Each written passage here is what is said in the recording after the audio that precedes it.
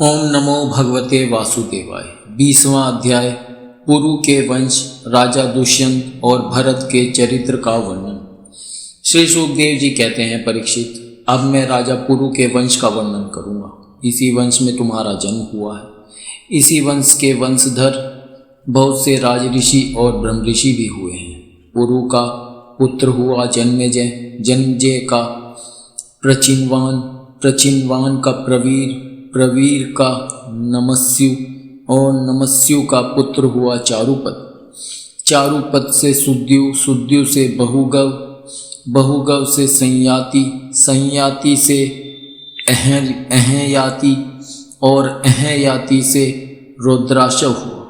परीक्षित, जैसे विश्वात्मा प्रधान प्राण से 10 इंद्रियां होती हैं, वैसे ही घृताची अप्सरा के गर्भ से रुद्राशव के 10 पुत्र हुए। ऋतेयु, कुक्षेयु, स्थंडेलेयु, कृतेयु, जलेयु, संतेयु, धर्मेयु, सत्येयु, व्रतेयु और सबसे छोटा वनेयु।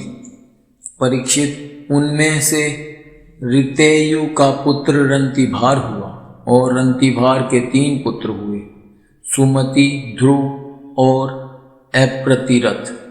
अप्रतिरथ के पुत्र का नाम था कण्व। कण्व का पुत्र मेधातिथि हुआ। इसी मेधातिथि से प्रस्कणव आदि ब्राह्मण उत्पन्न हुए। सुमति का पुत्र रैभव, रैभ्य हुआ। इसी रैभ्य का पुत्र दुष्यंत था। एक बार दुष्यंत वन में अपने कुछ सैनिकों के साथ शिकार खेलने के लिए गए हुए थे। उधर ही वे कण्व मुनि के आश्रम पर जा पहुंचे। उस आश्रम पर देवमाया के समान मनोहर एक स्त्री बैठी हुई थी। उसकी लक्ष्मी के समान अंगकांति से वह आश्रम जगमगा रहा था। उस सुंदरी को देखते ही दुष्यंत मोहित हो गए और उससे बातचीत करने लगे। उसको देखने से उनको बड़ा आनंद मिला। उनके मन में काम वासना जागृत हो गई।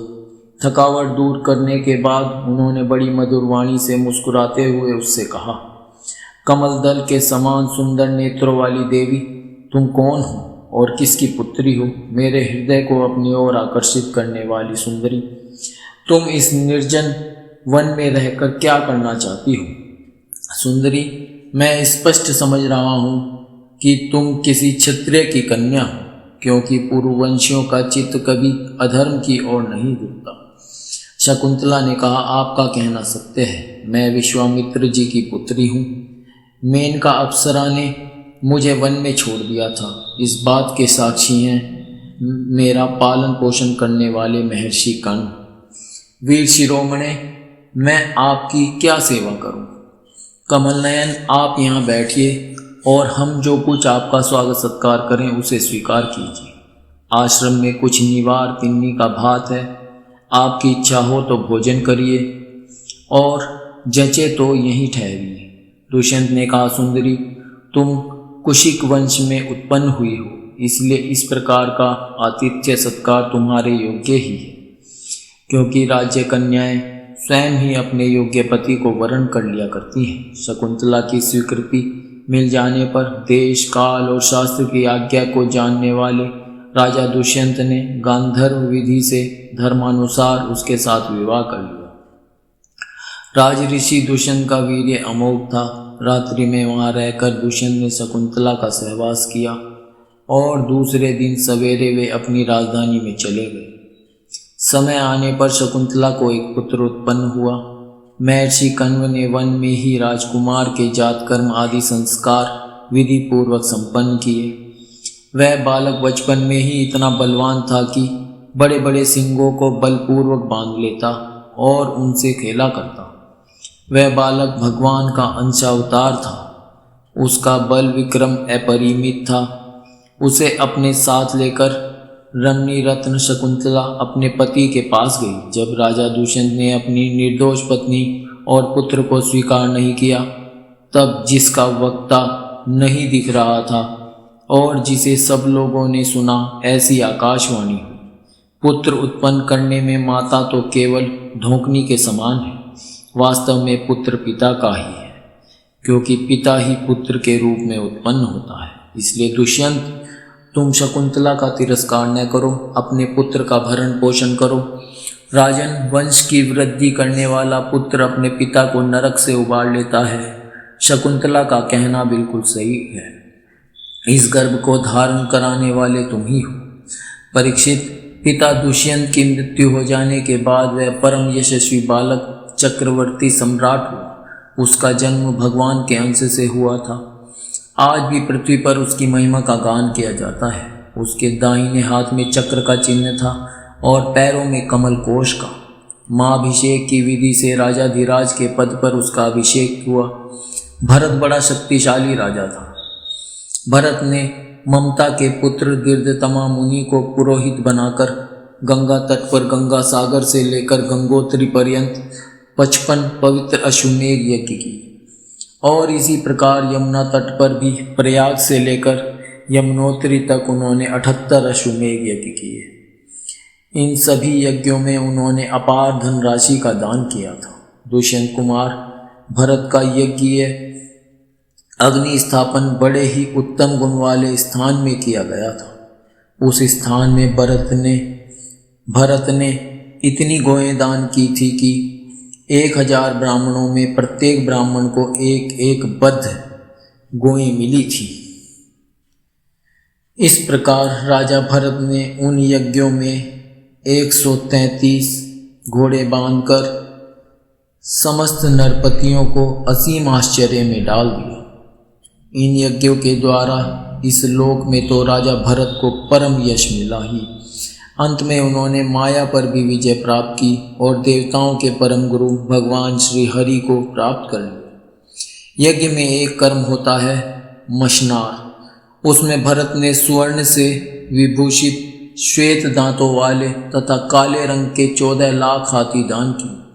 भरत ने जो महान कर्म किया वह न तो पहले कोई राजा कर सका और न तो आगे ही कोई कर सकेगा। क्या कभी कोई हाथी से स्वर्ग को छू सकता है? भरत ने दिग्विजय के समय किरात, हुण, यवन, अंध्र, कंक, खश, शक और मलेच आदि समस्त ब्राह्मण द्रोही राजाओं को मार डाला। पहले युग में बलवान असुरों ने देवताओं पर विजय प्राप्त कर ली थी और वे रसातल में रहने लगे थे। उस समय वे बहुत सी देवांगनाओं को रसातल में ले गए थे। राजा भरत ने फिर से उन्हें छुड़ा दिया।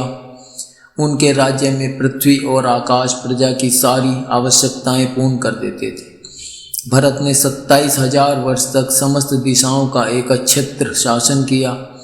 अंत में सार्वभौम सम्राट भरत ने यही निश्चय किया कि लोकपालों को भी चकित कर देने वाला ऐश्वर्य, सार्वभौम संपत्ति, अखंड शासन और यह जीवन भी मिथ्या ही है। यह निश्चय करके वे संसार से उदासीन हो गए। परीक्षित, विदर्भराज की 3 कन्याएं सम्राट भरत की पत्नियां थीं।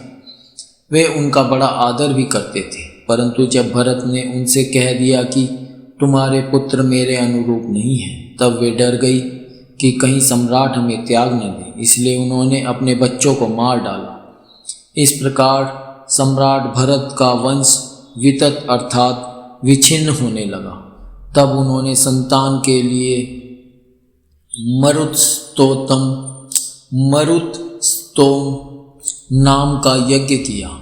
इससे मरुदगणों ने प्रसन्न होकर भरत को भरद्वाज नाम का पुत्र दिया। भरद्वाज की उत्पत्ति का प्रसंग यह है कि एक बार बृहस्पति जी ने अपने भाई उत्थय की गर्भवती पत्नी से मैथुन करना चाहा। उस समय गर्भ में जो बालक दीर्घतमा था उसने मना किया, किंतु बृहस्पति जी ने उसकी बात पर ध्यान न दिया और उसे तू अंधा हो जा यह शाप देकर बलपूर्वक गर्भाधान कर दिया। अतथ्य की पत्नी ममता इस बात से डर गई कि कहीं मेरे पति मेरा त्याग न कर दे, इसलिए उसने बृहस्पति जी के द्वारा होने वाले लड़के को त्याग देना चाहा। उस समय देवताओं ने गर्भस्थ शिशु के नाम का निर्वचन करते हुए यह कहा। बृहस्पति जी कहते हैं कि अरि मूढ़े, यह मेरा औरस और मेरे भाई का क्षेत्रज इस प्रकार दोनों का पुत्र ध्वज है, इसलिए तू डर मत, इसका भरण पोषण कर। भर इस पर ममता ने कहा, बृहस्पति, यह मेरे पति का नहीं, हम दोनों का ही पुत्र है, इसलिए तुम ही इसका भरण पोषण करो। इस प्रकार आपस में विवाद करते हुए माता पिता दोनों ही इसको छोड़कर चले गए, इसलिए इस लड़के का नाम भरद्वाज हुआ।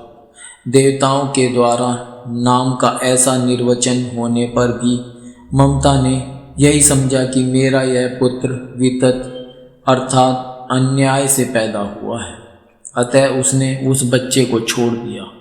अब मरुदगणों ने उसका पालन किया और जब राजा भरत का वंश नष्ट होने लगा तब उसे लाकर उनको दे दिया। यही वितत भरद्वाज भरत का दत्तक पुत्र हुआ।